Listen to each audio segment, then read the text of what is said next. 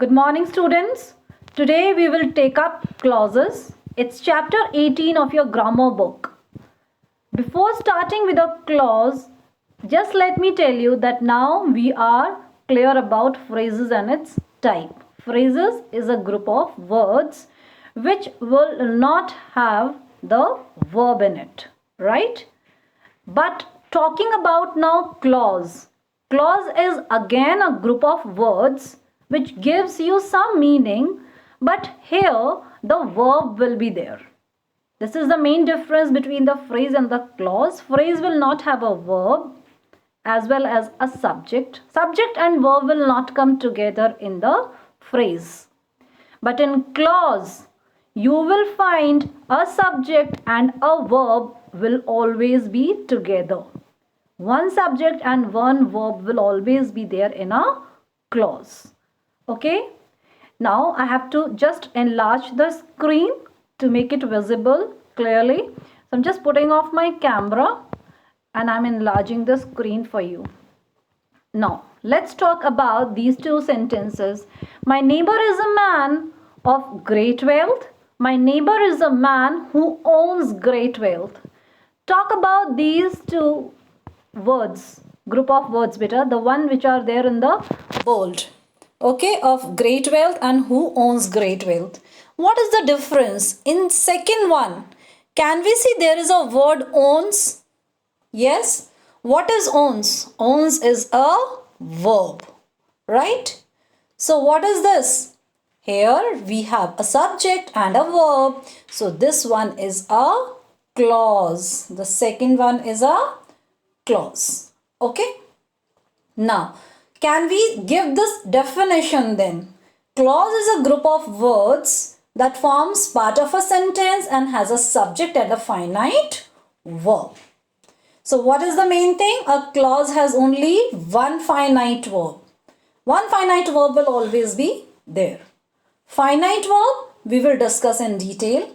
Let's see first the difference between phrase, clause and a sentence. In phrase, if I say there is no finite verb. In clause there will be one finite verb and in sentence there can be more than one finite verb. But at least one will be there. Yes, one will be there. Now let's see what is this finite. It is getting repeated again and again. So I'll tell you now. Now finite verb is the verb which works according to the subject. Okay. How about the subject beta? It's like it goes according to tense, person or number. Let's first start with tense. If it is a past tense, present tense or future, can I say my verb will change? Yes, it will change according to the tense which is being used. Yes, so this is the one. Talking about the second now, person. It goes according to first, second and third person, right? First, second and third person. The verb will change, right? With examples, I'll explain you. Coming to then number. Okay? It could be singular, it could be plural. Verb will change accordingly. Let's see how now. Let's start with first tense, then we will go for person and then number. Okay, now. Talking about tense, okay? There is a mistake here. It is yesterday. Okay, beta? It is yesterday. Alright, now.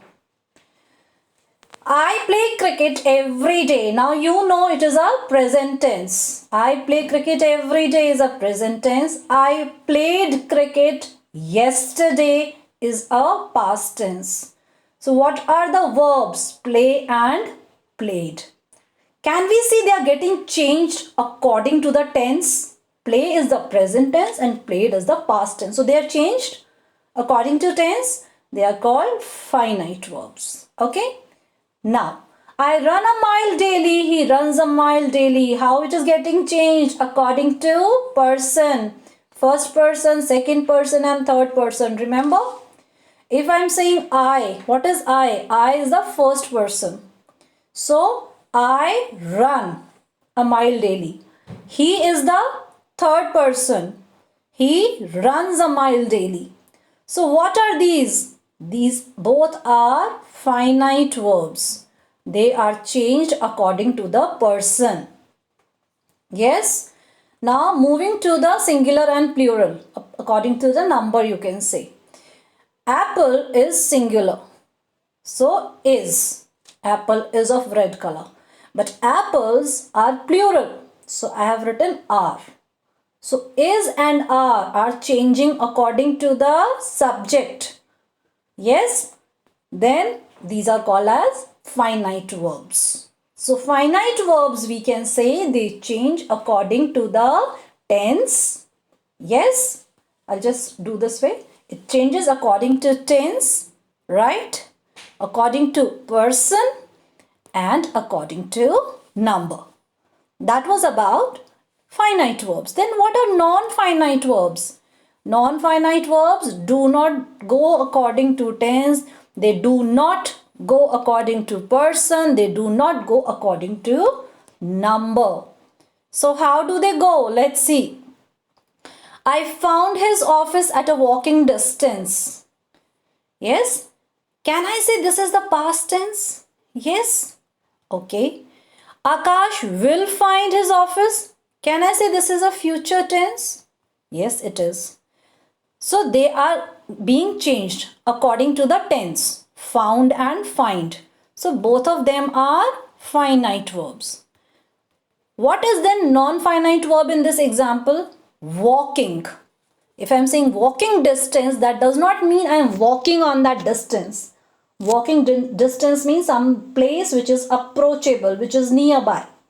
Yes, walking distance. So here walking will not act as verb, right? It is, the word is verb, but it is not used as a verb here. Such words are called as non-finite verbs.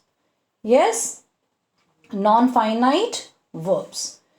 That was about the finite and non-finite verbs. Now let's move back to the clauses. Alright? So now moving to this, a phrase can never stand its own. A sentence can always stand on its own.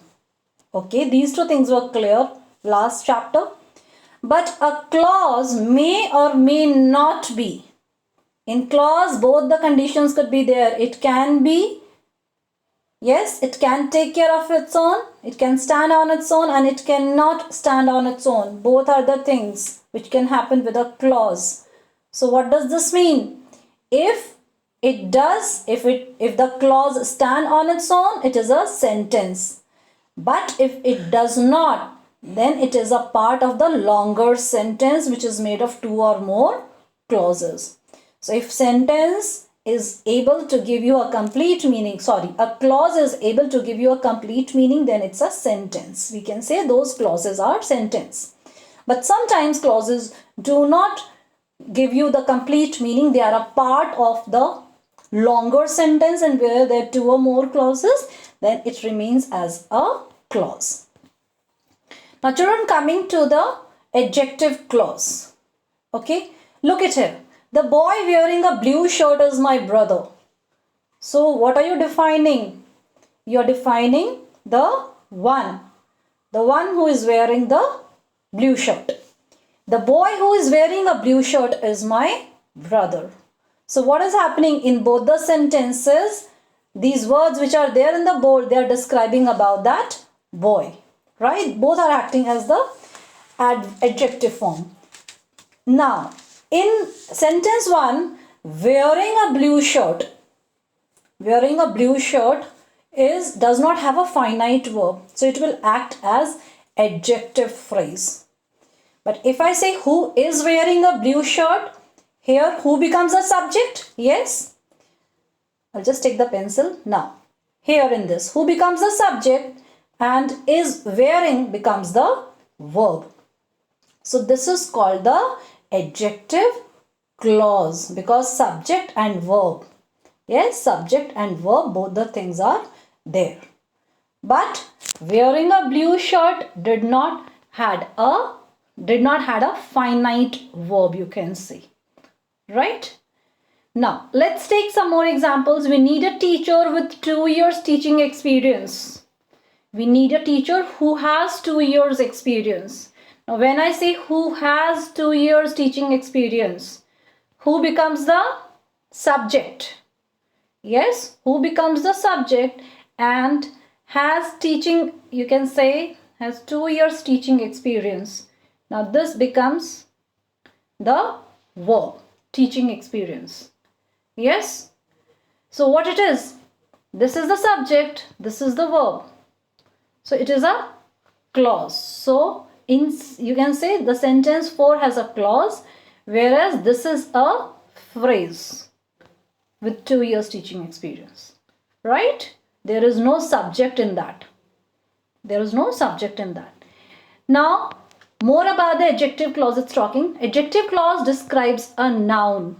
Okay, which boy, which teacher. Okay, adjective clause usually introduced by the words like who, whose, or whom. Yes, we know who and whom is used for the living beings and which is used for the non-living beings. Yes, then the third point. Okay, let me just cover up these points for you. I have no respect for those people who don't keep their promises. Now, who is talking about? Somebody who is a living being.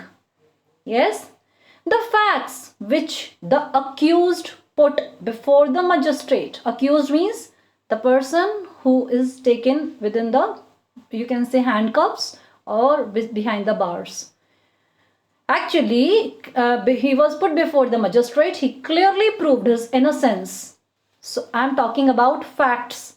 So here which is talking about non-living thing. Remember who was talking about living being and which is talking about non-living being. A Suitable Boy happens to be one of the best novels that have been recently published. Now I'm talking about the novel. Yes, so I'm using that. It's a non-living. Such people as do not concentrate their energy, or you can say who do not concentrate their energy, because I'm talking about people. Fifth one, beta. I clearly remember the place where some robbers attacked. So it is talking about place. Yes, it is talking about place. That's why where. So such words will help you out to find. Sometimes the introducing word may be omitted. Omitted means we can leave them. We cannot write them, right? Even if they are not there. Let's see. Here is the purse you have been looking for. I have not put here. Here is the purse that you have been looking for. Here I have not written that. That is omitted. Right? That is omitted. Sometimes this also can happen. An adjective clause should be placed as close as possible to the noun. Remember, same thing we did for phrases. They have to be as close as to the noun it is describing as possible. Now, we can just summarize this, that adjective clause describes a noun or pronoun. Yes. It is introduced by who, whose, whom, which and that. Of course, sometimes as, when and where are also used. Okay. Adjective clause should be placed as close as possible to the noun, right? And sometimes we omit the word, the one which introduces the clause, with which the clause starts. Sometimes that word is not written. We don't need to write that word. Still we can find out what is the clause. So as I told you about this sentence, you have been looking for. Yes, so this is the clause. So children, just go through this virtual, do the worksheet which I have sent across. Yes, for doubts we will discuss in the online class. Thank you everyone.